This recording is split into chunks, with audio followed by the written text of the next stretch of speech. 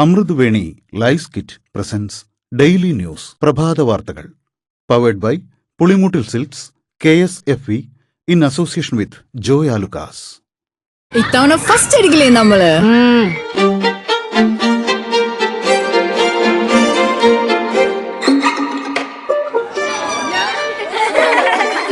കുട്ടികൾക്കൊക്കെ പെയിൻ ശല്യം ഉണ്ടാകും. അതുകൊണ്ട് ലൈസ് കിറ്റ് ഉപയോഗിച്ച് ക്ലാസ്സിൽ വരാൻ പ്രത്യേക ശ്രദ്ധിക്കണം. ലൈസ് കിറ്റ് ലൈസ് റിമൂവർ പെയിൻ ശല്യത്തിൽ നിന്നും ഉടനടി ആശ്വാസം.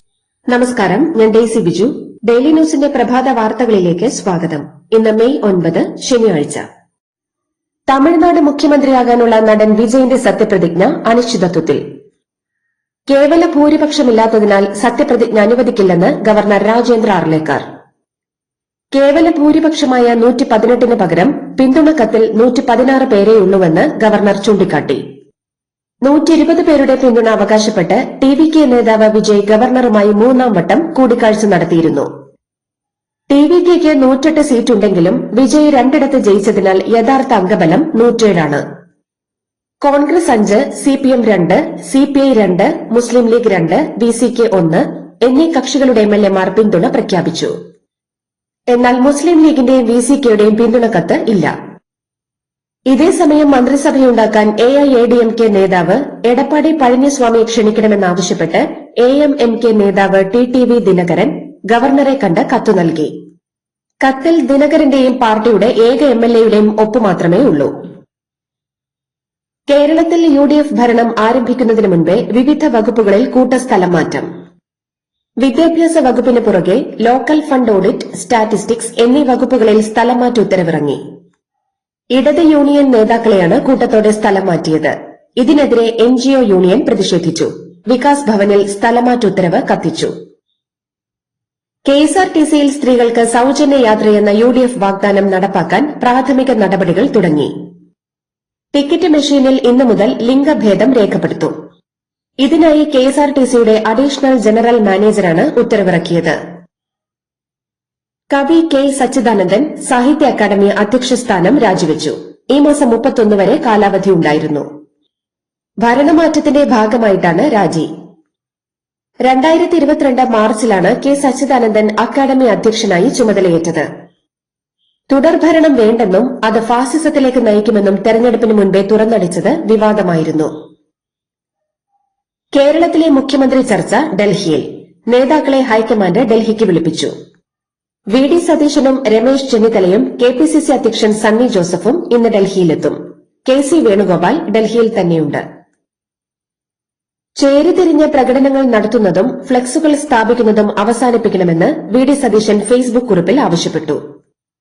തൃശൂരിലും തിരുവനന്തപുരത്തും കോഴിക്കോട്ടും മലപ്പുറത്തും സതീശൻ അനുകൂലികൾ പ്രകടനം നടത്തുന്നതിനിടെയാണ് അഭ്യർത്ഥന. തെരഞ്ഞെടുപ്പ് തോൽവിയുടെ പേരിൽ CPM സംസ്ഥാന സെക്രട്ടേറിയറ്റിൽ വ്യക്തിപരമായ വിമർശനങ്ങൾ ഉണ്ടായിട്ടില്ലെന്ന് പാർട്ടി നേതൃത്വം. മാധ്യമങ്ങൾ കള്ളക്കഥ പ്രചരിപ്പിക്കുകയാണെന്ന് CPM സംസ്ഥാന സെക്രട്ടേറിയറ്റ് പ്രസ്താവനയിറക്കി. പൊന്നൊരുക്കുന്നിടത്ത് പൂച്ചയ്ക്ക് കാര്യമില്ലെങ്കിലും മുഖ്യമന്ത്രി ആലപ്പുഴയിൽ നിന്നായാൽ വളരെ സന്തോഷമെന്ന് വെള്ളാപ്പള്ളി നടേശൻ. KC വേണുഗോപാലും രമേശ് ചെന്നിത്തലയും VD സതീശനും മുഖ്യമന്ത്രിയാകാൻ യോഗ്യരാണെന്നും വെള്ളാപ്പള്ളി അഭിപ്രായപ്പെട്ടു. VD സതീശനെ പിന്തുണച്ച് പ്രമുഖ എഴുത്തുകാരിയും സാമൂഹിക പ്രവർത്തകയുമായ സാറാ ജോസഫ്. സതീശന്റെ കഴിവും രാഷ്ട്രീയ തന്ത്രങ്ങളും പരമാവധി ഉപയോഗിക്കാനുള്ള വിവേകം ഹൈക്കമാൻഡ് കാണിക്കണമെന്ന് സാറാ ജോസഫ് ഫേസ്ബുക്കിൽ കുറിച്ചു.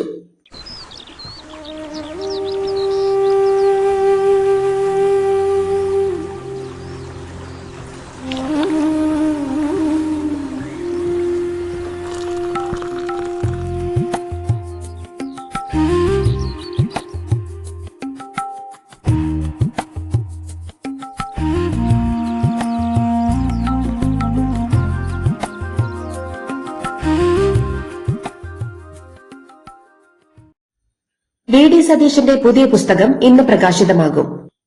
ആദം നീ എവിടെയാകുന്നു എന്ന പേരിൽ ക്രിസ്ത്യൻ പ്രമേയമുള്ള പുസ്തകമാണ് പുറത്തിറക്കുന്നത്. DC ബുക്സാണ് പ്രസാധകർ. ദൈവത്തെ അന്വേഷിക്കുന്ന ഒരു രാഷ്ട്രീയക്കാരന്റെ നിരീക്ഷണമാണ് പുസ്തകമെന്നാണ് അവതാരിക എഴുതിയ ഡോക്ടർ സിറിയക് തോമസ് അഭിപ്രായപ്പെട്ടത്. LDF സ്ഥാനാർത്ഥി U പ്രതിഭ തോറ്റതിന് തന്നെ പഴിച്ചിട്ട് കാര്യമില്ല, മകൻ കഞ്ചാവ് കച്ചവടത്തിന് പോകുമ്പോൾ ഓർക്കണമായിരുന്നുവെന്ന് വെള്ളാപ്പള്ളി നടേശൻ. താനാണ് തോൽപ്പിച്ചതെങ്കിൽ തനിക്കതൊരു പൊൻതൂവലാണെന്നും ജനമെല്ലാം കാണുന്നുണ്ടെന്ന് മറക്കരുതെന്നും അദ്ദേഹം പറഞ്ഞു. കണ്ണൂർ തിരുവനന്തപുരം സെൻട്രൽ ജനശതാബ്ദി എക്സ്പ്രസിന് ആലുവ സ്റ്റേഷനിൽ സ്റ്റോപ്പ് അനുവദിച്ചതായി ബിജെപി അധ്യക്ഷൻ രാജീവ് ചന്ദ്രശേഖർ അറിയിച്ചു. സിപിഎം ബ്രാഞ്ച് കഴക്കൂട്ടം കൽപ്പന ബ്രാഞ്ച് സെക്രട്ടറി റിപ്സൺ ബലാത്സംഗ കേസിൽ പിടിയിൽ. കഴക്കൂട്ടത്ത് 23-കാരിയെ സ്പായിൽ പീഡിപ്പിച്ചെന്നാണ് കേസ്. സ്പാ നടത്തിയിരുന്ന ആലപ്പുഴ സ്വദേശിനിയും പിടിയിലായി.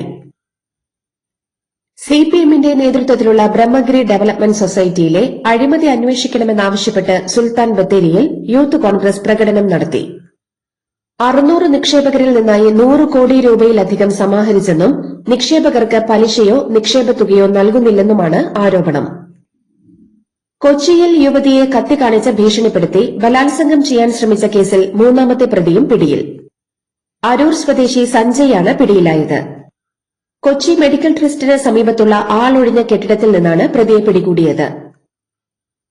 ചാലക്കുടി പുഴയ്ക്ക് കുറുകെയുള്ള പഴയ പാലം ഇന്നു മുതൽ വീണ്ടും അടച്ചിടും. ബെയറിംഗ് മാറ്റുന്ന പ്രവൃത്തികൾക്കായാണ് ഇപ്പോൾ പാലം അടയ്ക്കുന്നത്.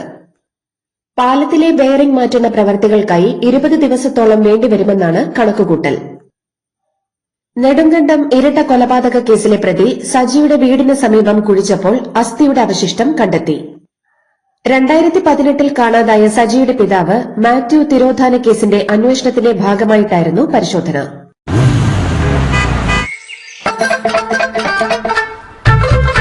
എല്ലാവർക്കും വന്നു ഡാൻഡ്രഫ്, എന്തു ചെയ്യും ചേട്ടാ?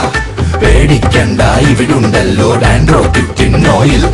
ഉടനടി മാറും താരൻ, ഉപയോഗിക്കൂ വേഗം. അമൃത്വേനി ഡാൻഡ്രോക്വെറ്റ്, ദി അൾട്ടിമേറ്റ് ഡാൻഡ്രഫ് സൊല്യൂഷൻ. തമിഴ്നാട്ടിൽ സർക്കാർ രൂപീകരിക്കാൻ ടിവികെ നേതാവ് വിജയനെ ക്ഷണിക്കാത്ത തമിഴ്നാട് ഗവർണറുടെ നടപടി ഭരണഘടനാ വിരുദ്ധമാണെന്നാരോപിച്ച് ടിവികെ അംഗം സുപ്രീം കോടതിയിൽ ഹർജി സമർപ്പിച്ചു. ഏറ്റവും വലിയ ഒറ്റകക്ഷി എന്ന നിലയിൽ സർക്കാർ രൂപീകരിക്കാനുള്ള അവകാശം ടിവികെക്കാണെന്നും ഹർജിയിൽ പറയുന്നു. തമിഴ്നാട്ടിൽ കോൺഗ്രസ് പുതിയ സഖ്യമുണ്ടാക്കിയ സാഹചര്യത്തിൽ ഇന്ത്യ മുന്നണിയിൽ നിന്ന് പിന്മാറിയ ഡിഎംകെ പാർലമെന്റിൽ പുതിയ ഇരിപ്പിടം അനുവദിക്കണമെന്നാവശ്യപ്പെട്ട് ലോക്സഭാ സ്പീക്കർക്ക് കനിമൊഴി എംപി കത്തു നൽകി. കോൺഗ്രസ് അംഗങ്ങൾക്കൊപ്പം ഇരിക്കാനാകില്ലെന്നാണ് കത്തിൽ പറയുന്നത്. ഡിഎംകെയും അണ്ണാ ഡിഎംകെയും സഖ്യമുണ്ടാക്കി ഭരിക്കാനുള്ള നീക്കത്തിൽ നിന്ന് ഡിഎംകെ പിന്മാറി. ഡിഎംകെ ബിജെപിയുമായാണ് സഖ്യമുണ്ടാക്കിയതെന്ന് കോൺഗ്രസ് വിമർശിച്ചതിന് പിറകെ അങ്ങനെയൊരു സഖ്യമില്ലെന്ന് ഡിഎംകെ നേതാവ് ടി.കെ.എസ്. ഇളങ്കോവൻ വ്യക്തമാക്കി. തമിഴ്നാട്ടിൽ സർക്കാർ രൂപീകരിക്കാൻ ഡിഎംകെ എഐഎഡിഎംകെ സഖ്യം വേണ്ടെന്ന് തമിഴ്നാട് മുൻ മുഖ്യമന്ത്രി ജയലളിതയുടെ തോഴിയായിരുന്ന വി.കെ. ശശികല പാർട്ടി പ്രവർത്തകർക്ക് എഴുതിയ തുറന്ന കത്തിലാണ് നിലപാട് വ്യക്തമാക്കിയത്. സർക്കാർ രൂപീകരിക്കാൻ വിജയ് നേതൃത്വം നൽകുന്ന ടിവികെ പാർട്ടിക്ക് അവസരം നൽകണമെന്നും ശശികല ആവശ്യപ്പെട്ടു. പശ്ചിമ ബംഗാളിൽ സുവേന്ദു അധികാരി മുഖ്യമന്ത്രിയാകും. ബിജെപി നിയമസഭാ കക്ഷിയോഗത്തിലാണ് തീരുമാനം. ബംഗാളിലെ ആദ്യ ബിജെപി മുഖ്യമന്ത്രിയാണ് സുവേന്ദു അധികാരി. പ്രതിപക്ഷ നേതാവായിരുന്ന ഇദ്ദേഹമാണ് മമതാ ബാനർജിയെ പരാജയപ്പെടുത്തിയത്.